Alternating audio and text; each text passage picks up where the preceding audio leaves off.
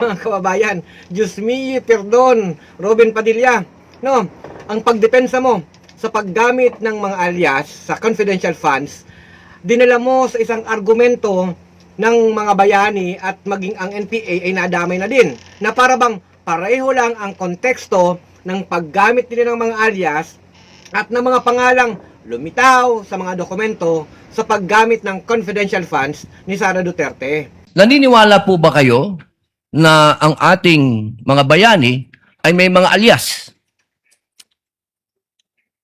Kilala niyo po ba sila Di Masalang? I'm sorry po sa aking history teacher. Ayan, opo. Hindi ko na po maalala. Ito po ang pinakamagandang panahon para maipaalala po sa inyo na ang ating mga bayani ay gumamit ng mga alias. Di Masalang, Siling Labuyo, Tikbalang, Tagailog, May Pag-asa, Buwan, Magdalo, Leon Kilat, Vibora, Lakambini, Paralitiko, Dimas, Alipato, Liwanag, Balite, at marami pa pong iba. Ano po ang kahalagahan dito, palagay po ninyo?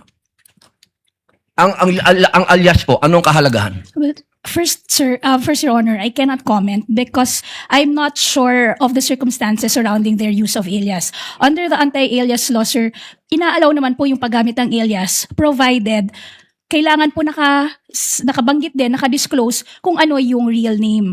So it's not completely prohibited provided they also provide the real Opo. the real name. So, Pakisagot lang muna po yung tanong ko bago po yung explanation po ninyo. Pakisagot lang po kung narinig nyo na po yung mga alias na yan. Ngayon lang po nyo narinig. some of it po, Your Ayun. Honor, to be candid, some of it I've already heard. Magmula po 1892 hanggang 1896, ginagamit po nila ang mga alias na yan. Nagkaroon lang po ng isang traidor, ang pangalan ay Teodoro Patino, na nagbulgar sa Katipunan. Alam po ba ninyo yun? Yes, Your Honor. But the circumstances then were different because we were Bakit po iba? under... Bakit po iba? Bakit po na iba? May gera po nun, sir, and we were under Wala po ba tayong occupation. gera sa NPA? Ang NPA po, merong mga alias. Meron pong ka-Cobra, ka-Agila, ka-Lawin, ka-Tigre, ka-Kapre, ka-Sirena, ka-Adobo, ka-Sinigang, ka-Pansit, ka-Tinola, ka-Sile, ka-Kamote, ka-Bawang, ka-Maxi, ka-Labuyo. Strictly Lahat speaking, po yan, sir, ginagamit iba na po yung alias. internal armed conflict, iba naman din po yung war. Bakit po na iba? Pareho po itong clear and present danger sa atin. So, ang gusto ko lamang pong ipaalam sa ating prosecution na napakahalaga po ng alias sa panahon ng... Kayo po, sagutin po nyo, sa panahon ng... Gera, sir, Your Honor.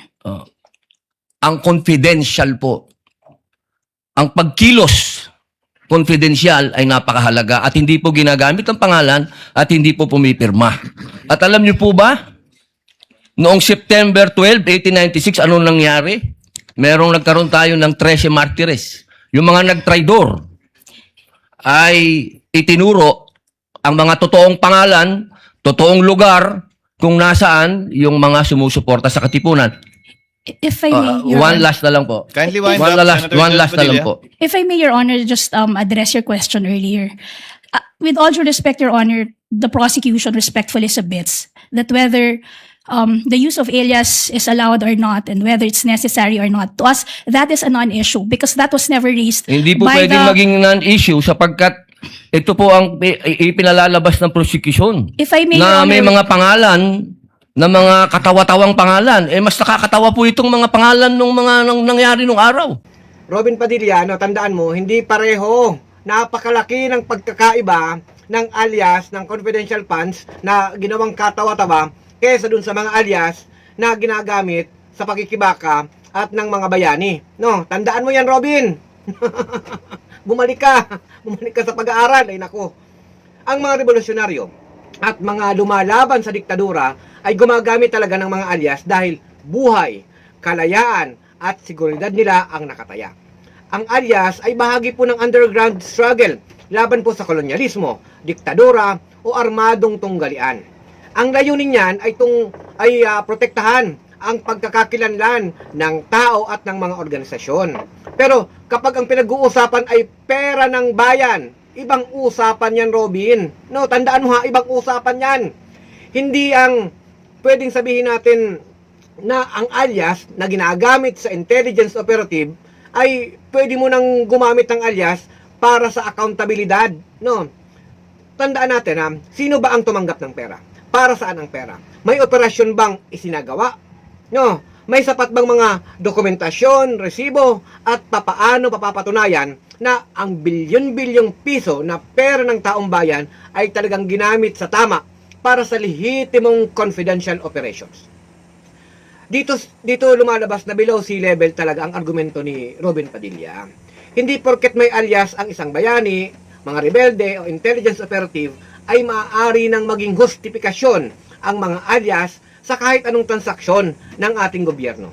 Magkaiba ang alias sa pakikibaka at alias sa mga accounting records. Ha, Robin, tandaan mo yan. Ang isang bayani ay maaaring gumamit ng alias upang hindi siya mahuli ng kaaway. Pero ang opisyal ng gobyerno ay may obligasyon na tiyakin na ang pera ng bayan ay traceable, accountable, at verifiable sa loob ng mga limitations na pinapayagan ng confidentiality. Ang mas mahalaga po dito mga kababayan, ayon mismo sa prosecution, hindi naman nila sinasabing ang mga pangalang sinusuri ay aliases. Ibig sabihin, ang argumento ni Padilla ay maaaring sumagot sa isang tanong na hindi naman talaga ito ang isyong pinag-uusapan. Yan kasi, no.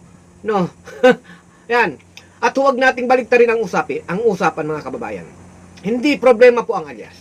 Ang problema ay accountability at katawa-tawang mga pangalang ginamit ng opisina ni Sara Duterte. At kung ang sinagot po, mga kababayan, ng bawat tanong tungkol po sa paggamit ng mga public funds ay confidential, paano po natin malalaan kung confidential operation nga iyon at hindi lamang confidentiality ang ginagamit upang takpan ang kakulangan ng papeles at ebidensya? Masakit pong isipin mga kababayan na sa halip na busisiin kung saan napunta ang pera ng bayan, ang diskusyon ay napunta sa mga bayani, sa mga NPA at mga alias ng mga ito. Samantalang ang mga ordinaryong Pilipino, kapag may utang na 500 pesos, kailangang ipaliwanag kung saan napunta ang pera. Pero kapag daan-daang milyong piso na pera ng bayan ang pinag-uusapan, may alias naman ng mga bayani, may alias naman ng mga ito, may ganitong mga pinagsasabi.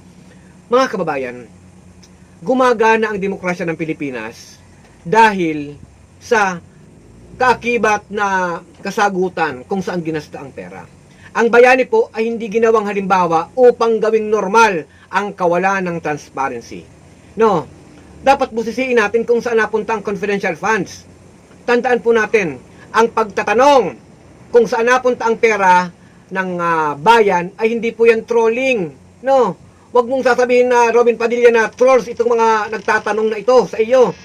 Ito po ay bahagi po ng demokratikong pananagutan. No, ito po ay demokratikong pananagutang nilagay ka dyan para din magsilbi ka sa tao. Binoto ka ng iba, hindi ako bumoto sa iyo, ng iba na pagsilbihan mo ang tao ng tama at mag-isip din ng tama. Kung gusto ni Robin Padilla ng halimbawa mula sa kasaysayan, gamitin natin ang kasaysayan ng buong buo. Pero ang hinihingi po ng mga mamamayan ay napakasimple. Gamitin ang kapangyarihan upang ipagtanggol ang pera ng bayan laban po sa pang-aabuso at pagnanakaw sa pera ng bayan. Nasaan ang ebidensya?